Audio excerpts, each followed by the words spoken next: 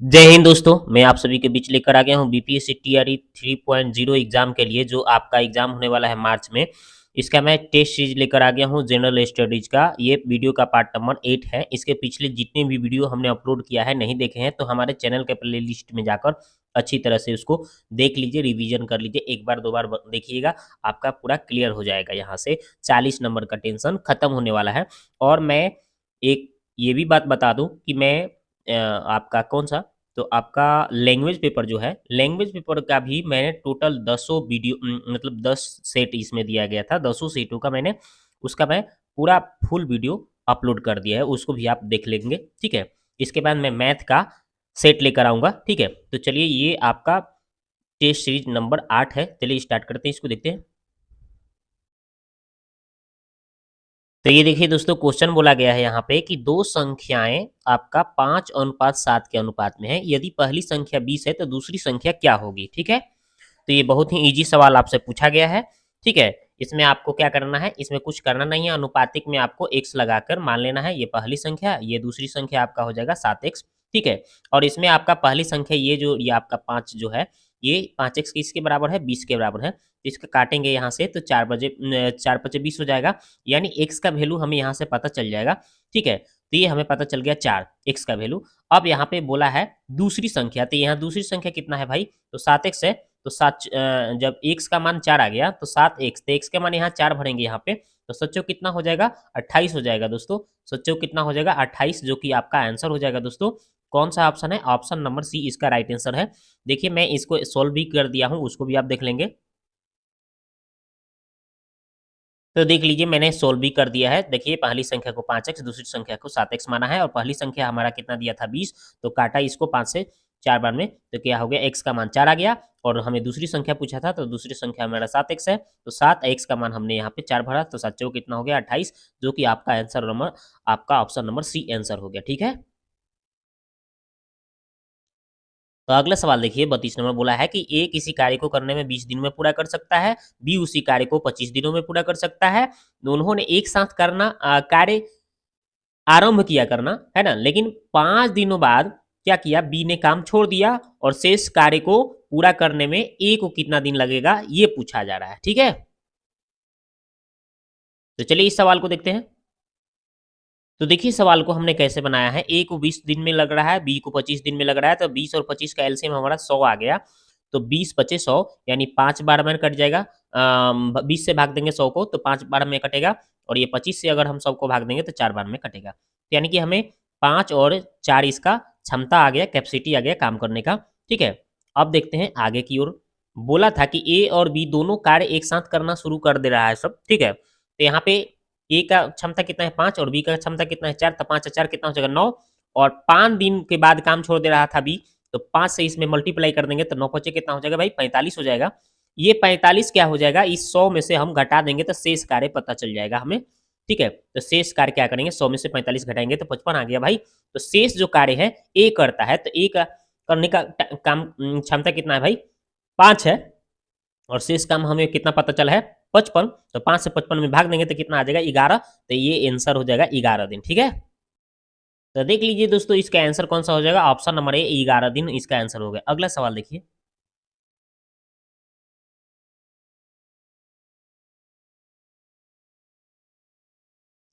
ये देखिए अगला सवाल बोला है कि एक विक्रेता जो है 63,000 में 6 सिलाई मशीनों को बेची, 5% का लाभ हुआ।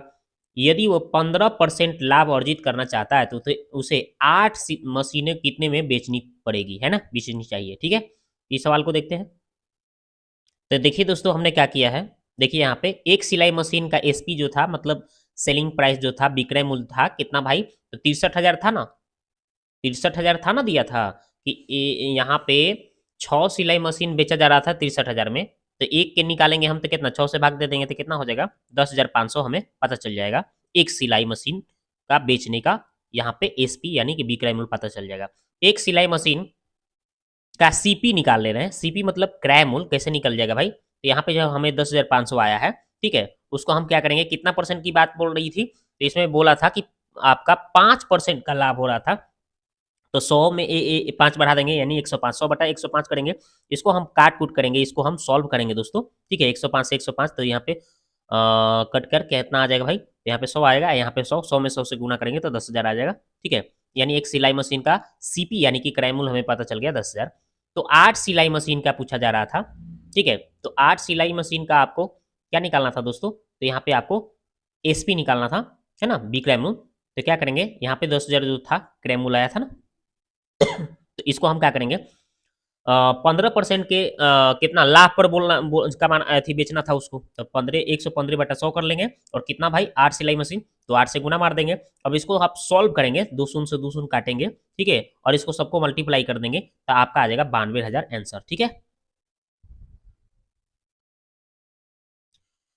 तो देख लीजिए दोस्तों, इसका आंसर हो जाएगा आपका 92,000। अगला सवाल है, ये देखिए, ये देखिए अगला सवाल है कि आकृति दिया है, कॉट थीटा का मान पूछा जा रहा है। कॉट थीटा का मान कैसे पूछा जा रहा है, तो सिंपल आपको पता है, यहाँ पे देखिए पाइथागोरस अंकल के हिसाब से आप जानते हैं, ट्रिपलेट आप जानते हैं कि 8 और 17 और कितना होता है 15, यही ना, 8 17 15 का ये ट्रिपलेट होता है। यहाँ पे 15 आएगा आप निकालेंगे तो, ठीक है। और यहाँ पे आपसे पूछा गया है कॉट थीटा, कॉट थीटा क्या होता है, बी बाई पी होता है, ठीक है। तो यहाँ पे थीटा रहता है मान के चलिए, तो ये आपका तो हो गया पी, तो नीचे आपका क्या हो जाएगा भाई पी 8, और यहाँ पे जो आपका निकाले थे ना आप बी, उसका आया है 15, तो यानी सीधी सीधी आंसर हो गया 15/8। ऑप्शन नंबर देख लीजिए कौन सा है भाई, ऑप्शन नंबर सी। देखिए मैंने इसको सॉल्व भी किया है, उसको भी आपको हम दिखा देते हैं कि कहाँ सॉल्व किया है, कैसे किया है। तो देखिए हमने वैसे ही सोल्व किया है, यहाँ पे 8 है, यहाँ पे 17 है, तो यहाँ पे हम निकालेंगे तो 15 आ जाएगा दोस्तों। ट्रिपलेट होता है, देखिए हमने कुछ ट्रिपलेट भी आपको लिख दिया है। यहाँ पे देखिए 3 4 5 ट्रिपलेट होता है, 5 12 13 होता है, 8 15 17 होता है ना। इस तरह से आपका 6 8 10 होता है। इस तरह से कुछ ट्रिपलेट आप याद रखेंगे, आपको आसानी होगा क्वेश्चन बनाने में। तो यहाँ पे कॉट थीटा, तो cot theta B by P, तो आपको बताया ही है कि बी का मान कितना हमें पता चल गया था 15, और पी का मान 8 आया था, ठीक है ना। यहाँ पे देख ही लीजिए, है ना, ये आपका हो गया। ये आपका यहाँ पे कितना है, तो यहाँ पे ये बी का मान हो गया, ये पी का मान हो गया, तो 15/8 इसका आंसर हो गया, है ना। तो इस तरह से आप आंसर बना सकते हैं इसको। तो इसका आंसर आपका कौन सा हो जाएगा, देख लीजिए आपका यहाँ पे ऑप्शन नंबर सी। अगला सवाल देखिए, अगला सवाल बोला है कि यदि किसी आयत के विकर्ण की लंबाई 17 सेमी है, परिमाप आपका 46 सेमी है, तो आयत का क्षेत्रफल क्या होगा। तो चलिए इसको सॉल्व करके आपको दिखाते हैं। तो ये देखिए इसमें आयत के आपका क्या क्या दिया था, इसमें विकर्ण की लंबाई एक दिया था 17, तो हमने यहाँ पे लिख दिया है, ठीक है। और परिमाप भी हमें पता था, कितना दिया था परिमाप, तो 46, ये भी हमें पता है। अब यहाँ से देखिए आयत का विकर्ण डी बराबर आपको 17 पता है, परिमाप आपका 46 पता है।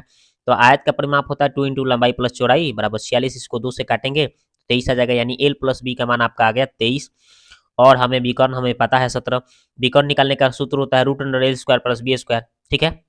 इसको आगे बढ़ाएंगे दोस्तों, तो दोनों तरफ अगर हम स्क्वायर करते हैं तो ये रूट हट जाएगा, इधर भी स्क्वायर हो जाएगा, यानी कि 17 का स्क्वायर हो जाएगा 289, यानी l² b² का मान आपका आ गया 289। अब सीधी सीधी आगे थोड़ी सी बढ़ते हैं, तो a प्लस बी का होल स्क्वायर पर तोड़ते हैं, क्या हो जाएगा a² + b² + 2ab होता है ना, इस तरह से।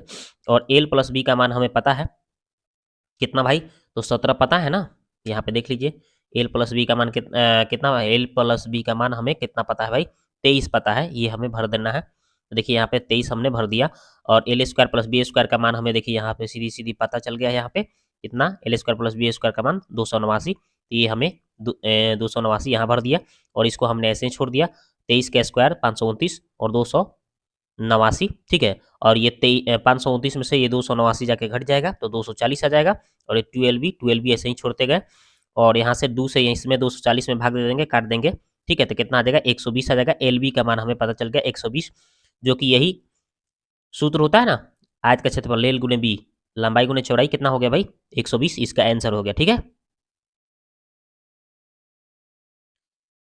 तो इसका आंसर कौन सा हो जाएगा दोस्तों, आपका ऑप्शन नंबर सी 120 हो जाएगा। अगला सवाल देखते हैं, ये देखिए अगला सवाल बोला है कि दो बिंदु ए बी, मतलब दो बिंदु इतना और इतना के बीच की दूरी आपका 5 यूनिट है, तो ए का मान क्या होगा। तो इसमें से कौन सा हो जाएगा, देखिए हम इसको सॉल्व करके दिखाते हैं आपको। तो देखिए दोस्तों हमने क्या किया है यहाँ पे कि ये दो बिंदु दिया था, ऐसे ही लिख दिए, और बीच की दूरी निकालने का सूत्र क्या होता है, x2 माइनस एक्स वन का होल स्क्वायर होता है ना दोस्तों। x2 कितना है 3 और x1 कितना है a माइनस होता है सूत्र में plus a whole square plus y2 minus y1 minus minus plus हो जाएगा का होल स्क्वायर रूट अंडर आइए इसका दूरी कितना दिया था 6 तो हमने दूरी लिख दिया।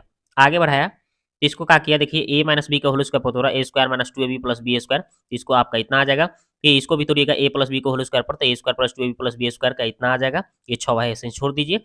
अब इसको देखिए ये 6 से 6 प्लस माइनस कट जाएगा। आगे बढ़िएगा तो आपका कितना हो जाएगा ए स्क्वायर तो 2a स्क्वायर और ये 9 प्लस 9 18 हो जाएगा। ठीक है और इधर आपका 6 है तो 6 लिखिए। आगे बढ़िएगा दोस्तों तो दोनों तरफ स्क्वायर करिएगा तो इधर 6 का स्क्वायर कितना हो जाएगा 36 और इधर स्क्वायर से रूट हट जाएगा। ठीक है आगे बढ़िएगा दोस्तों तो यहाँ पे कितना हो जाएगा 2a स्क्वायर ये 18 वो हर जगह घट के 18 आ जाएगा। ये 9 से इसको 18 को काटिएगा तो 9 बार में कट जाएगा और स्क्वायर हटा तो रूट के हट जाएगा और 9 का वर्गमूल 3 होता है प्लस माइनस तो ए का मान हो जाएगा प्लस माइनस 3। ठीक है तो इसका सीधा सीधा आंसर आ गया plus minus 3 option number A. अगला सवाल देखिए 3 अंकों वाली कितनी संख्याएं 7 से विभाज्य है ये पूछा गया है सवाल। तो चलिए देखते हैं इसको। तो देख लीजिए दोस्तों यहाँ पे 3 अंकों वाली 7 से विभाज्य संख्या कौन कौन हो सकता है। पहली 105 हो जाएगा। ठीक है 3 अंकों वाला 100 से स्टार्ट होता है तो 100 से थोड़ी सी आगे बढ़िएगा तो 105 जो होगा जो आपका 7 से कटने वाला है। फिर ये भी 7 से कटेगा ये भी डॉट डॉट अंतिम कितना अंतिम आपका 3 अंक वाला कितना होता है तो आपका ये अंतिम कितना हो जाता है आपका 999 होता है अंतिम 3 अंक वाला। लेकिन इसमें हमें 7 से काटना है तो 7 से कटेगा कितना भाई तो 994 लास्ट वाला कटेगा। ठीक है तो यहाँ पे आप देख लीजिए कि पहली संख्या हमें पता है अंतिम संख्या पता है कि नहीं। हमें n का मान पूछा गया है ना तो n के मान कैसे निकालेंगे ये लास्ट माइनस फर्स्ट बटा डिफरेंस प्लस 1 सिंपल निकल जाएगा। तो लास्ट कितना था भाई तो 994 और फर्स्ट 105 और डिफरेंस कितना कितना का 7 गो का था और प्लस 1। हम यहाँ पे घटाकर कितना ला दिए भाई 994 में से 105 घटाएंगे तो आपका 889 बटा 7 से काटेंगे तो भाई 127 बार में कट जाएगा और 127 में हम 1 जोड़ देंगे तो आपका आ जाएगा 128 जो कि आंसर हो जाएगा।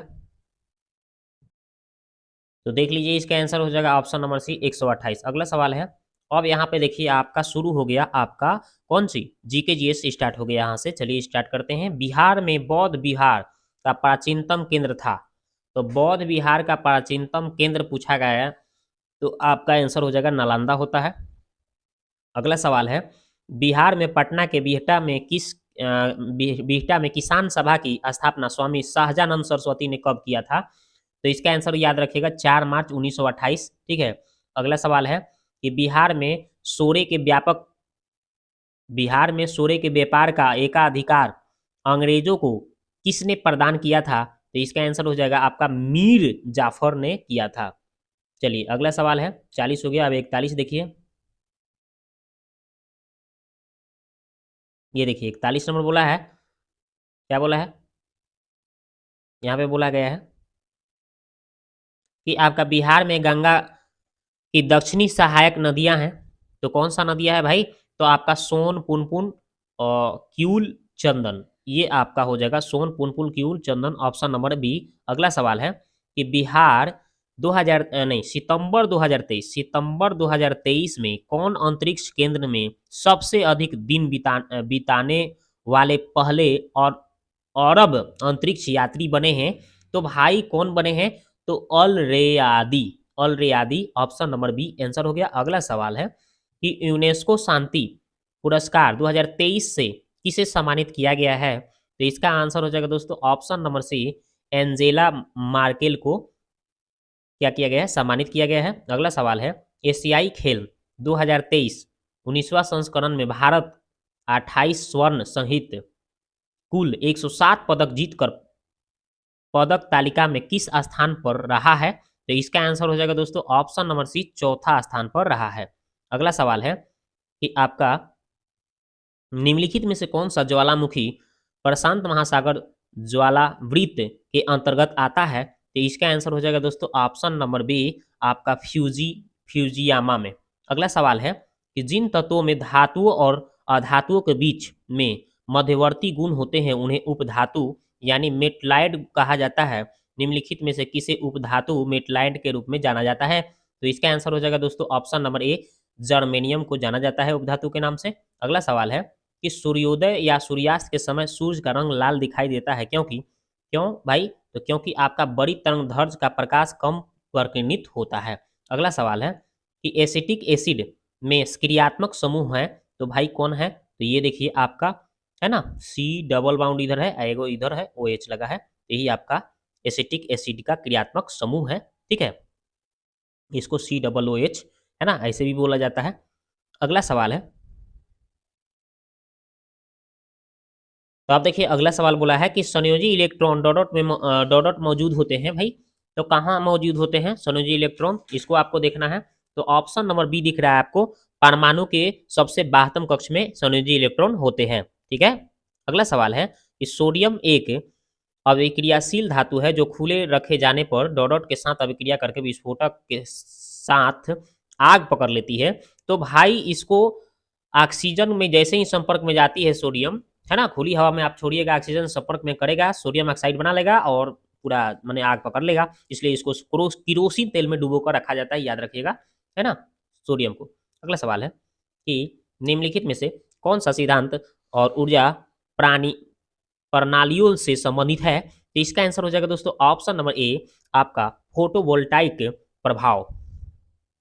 अगला सवाल है कि भारतीय संविधान के किस अनुच्छेद के अंतर्गत अखिल भारतीय सेवाओं का प्रावधान किया गया है? तो इसका आंसर हो जाएगा दोस्तों ऑप्शन नंबर सी, आपका अनुच्छेद 312। अगला सवाल है कि सांसदों की अयोग्यता संबंधी विवाद पर निर्णय कौन देता है भाई? तो कौन देता है? तो ऑप्शन नंबर ए हो जाएगा निर्वाचन आयोग के परामर्श से राष्ट्रपति। अगला सवाल है कि महात्मा गांधी द्वारा चलाया गया प्रथम जन आंदोलन था, तो क्या था भाई? तो ऑप्शन नंबर ए, असहयोग आंदोलन था। अगला सवाल है कि अंग्रेजों ने भारत में रेलवे किस उद्देश्य से शुरू की थी? तो इसका आंसर हो जाएगा दोस्तों ऑप्शन नंबर ए, ब्रिटिश वाणिज्य और प्रशासनिक नियंत्रण की सुविधा के लिए। अगला सवाल है हिंदी साप्ताहिक देश का प्रकाशन प्रारंभ किया, तो भाई कब किया था? तो इसका आंसर हो जाएगा दोस्तों option number B, Rajendra Prasad ने किया था। हिंदी साप्ताहिक देश का प्रकाशन प्रारंभ किया भाई किसने किया? तो राजेंद्र प्रसाद, डॉक्टर राजेंद्र प्रसाद का नाम सुने हैं।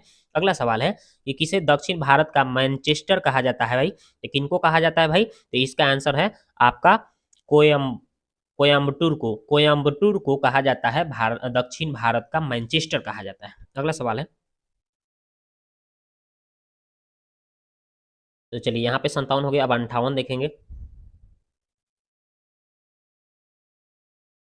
चलिए ये देखिए 58 नंबर क्वेश्चन क्या बोला है कि किस जलप्रपात को महात्मा गांधी जल प्रताप के नाम से प्रपात के नाम से जाना जाता है भाई? तो इसका आंसर हो जाएगा दोस्तों जोग प्रपात को जाना जाता है। अगला सवाल है उपन्यास नील दर्पण का अंग्रेजी में अनुवाद किसने किया था? तो इसका आंसर हो जाएगा दोस्तों option number B, Madhusudan Dutt ने किया था। अगला सवाल है फारसी त्योहार नौरोज का प्रवर्तन किसने भारत में किया? तो भाई किसने किया था? तो इसमें तो ऑप्शन में दिया नहीं है, बलवन होगा, लेकिन बलवन कहीं ऑप्शन में नहीं दिया है, तो इसलिए इनमें से कोई नहीं होगा। अगला सवाल है कि भारतीय पुरातत्व सर्वेक्षण की स्थापना किसके काल में की गई थी? तो भाई किसके काल में की गई थी? तो ऑप्शन नंबर सी जो देख रहे हैं, लॉर्ड कैनिंग के शासनकाल में की गई थी। अगला सवाल है संविधान की उद्देशिका का संशोधन कितनी बार किया गया है? तो भाई कितनी बार की गई है? तो इसका हो जाएगा एक बार की गई है। अगला सवाल है कि निम्नलिखित देशों में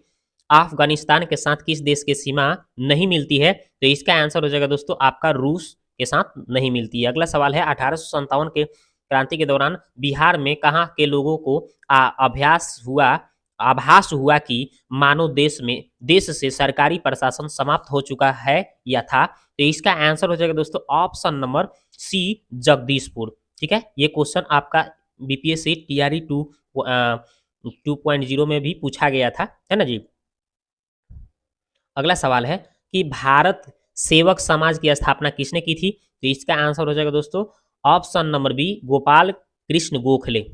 अगला सवाल है कि 1920 में खिलाफत कमेटी के सभा जिसने गांधी जी को असहयोग आंदोलन के नेतृत्व को संभालने का अनुरोध किस था कि वह किस शहर में हुई थी? मतलब अनुरोध किसने किया था, वह किस शहर में हुई थी, है ना। अनुरोध किसका था वह किस शहर में हुई थी भाई? तो इसका आंसर हो जाएगा दोस्तों आपका ऑप्शन नंबर ए जो है इलाहाबाद में हुई थी, है ना। अगला सवाल है, ये देखिए, छोटे मांसाहारी या द्वितीय उपभोक्ता डॉट डॉट स्तर पर आते हैं, तो भाई किस स्तर पर आते हैं? तो ये तीसरे पोषीय स्तर पर आते हैं। अब देखते हैं अगला सवाल है, ये देखिए, तो ये सवाल बोला है कि जैव निम्नीकरण पदार्थों के बारे में विचार करने पर उनमें इनमें से कौन सा एक उभयनिष्ठ गुण मौजूद होता है? तो इसका आंसर हो जाएगा दोस्तों ऑप्शन नंबर बी हो जाएगा, वे सभी मूलतः जैविक होते हैं। ठीक है, अगला सवाल है, ये देखिए अगला सवाल बोल रहा है कि पर्यावरण के विभिन्न घटकों के बीच में ऊर्जा के प्रवाह के संबंध में निम्नलिखित में कौन सा कथन गलत दिया है? तो ये गलत आपको खोजना है। तो हरे पौधे पत्तियों पर हरे पौधे के पत्तियों झरने पड़ने वाली सौर ऊर्जा में लगभग 10% को अवशोषित करते ही ये गलत दिया है। ठीक है, अगला सवाल है, ये देखिए लास्ट सवाल है इसमें, निम्नलिखित में से कौन से खनिज फसलों को कीटों से बचाने में सहायक होते हैं? तो ये आपका होता है पोटेशियम, कैल्शियम और मैग्नीशियम, ये होता है। तो इसमें दोस्तों मैंने आपका टोटल 40 क्वेश्चन डिस्कशन किया। कैसा लगा वीडियो आप जाके कमेंट में कमेंट करें।